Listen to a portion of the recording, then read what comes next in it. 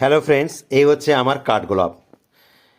এটা ঠিকই যে কাঠগোলাপ একাধিক কালারের রয়েছে, তবে আমার কাছে দুটো কালারই রয়েছে আপাতত। এইটাই ফুটেছে, আর একটা এখনও ফোটেনি, ফুটলে আপনাদের সামনে নিয়ে আসবো।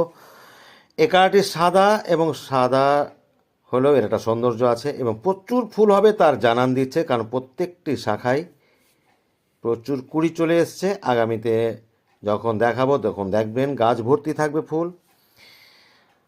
গাছটি রোদে থাকে, তাই ছায়াতে নিয়ে এসে আমি রিলসটা করছি।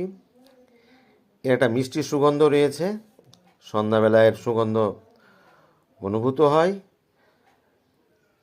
আর এই গাছটা যথেষ্ট লম্বা হয়েছে, টবের গাছ এতটা লম্বা রাখার কোনো প্রয়োজনই হয় না। গাছটির বয়স বেশি হয়নি বলে আমি এবার কাটি নিয়ে আগামীতে অবশ্যই এটাকে 2.5-3 ফিটের মধ্যেই রাখার চেষ্টা করব।